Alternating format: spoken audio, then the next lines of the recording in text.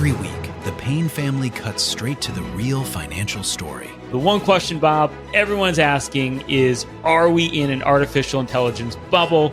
You've been through boom and bust. What do you think? No hype, no myths.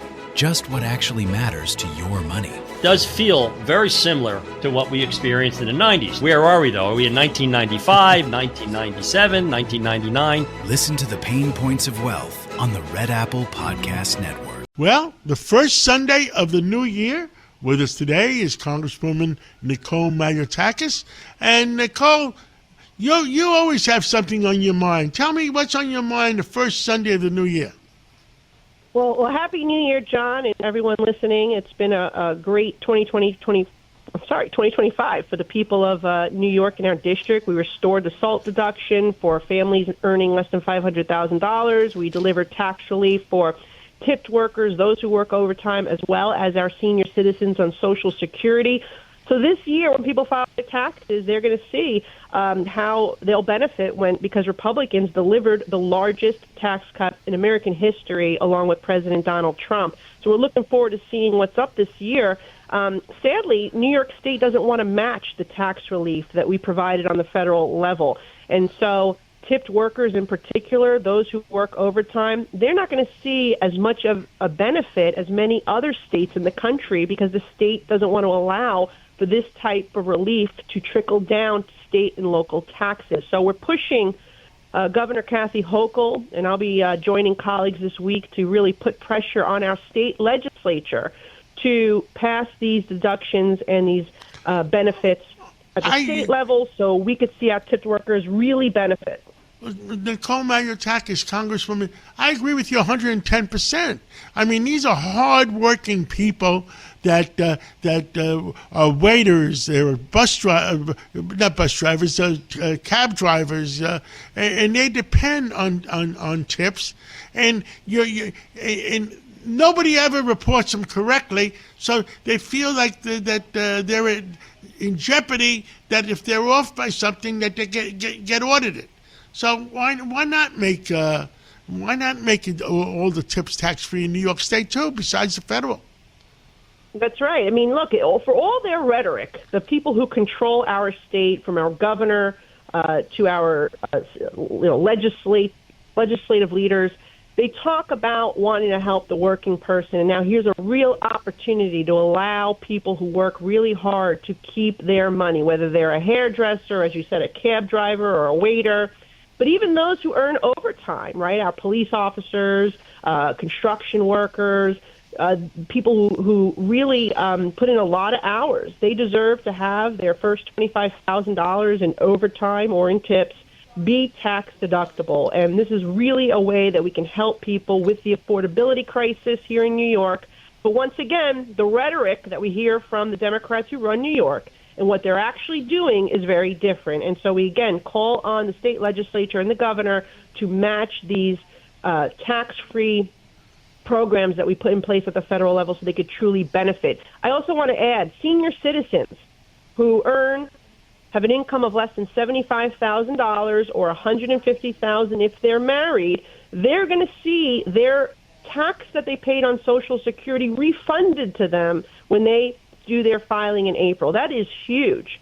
That is really going to make a difference in the lives of many seniors who are struggling to get by in an expensive state like New York. And then the SALT deduction, John, people in Staten Island and Brooklyn, they're going to benefit tremendously from this. And this is why I fought so hard for this provision and the senior tax provision. Yeah, explain to them, not everybody really knows what the word SALT means. Yeah, so SALT is state and local taxes. What you pay in state and local taxes, you will be able to deduct. So you'll pay less on the federal level. You won't be basically taxed twice. And so, for example, your property taxes, if you are a homeowner on Staten Island, or, if you're a worker who pays, obviously everybody here pays state taxes, families earning less than $500,000 will be able to deduct up to $40,000 on their federal income taxes. So that will save them a lot of money. And we're really proud of that. And we're also proud, by the way, of increasing... Didn't we fight the Revolutionary War on that? Double taxation without representation. That's right. And they do have representation. That's why we were able to deliver this, because we fought for it as their representatives. I should remind everyone, by the way, every Democrat in New York City voted against all these tax deductions for working families, including. I think you should say it one more time.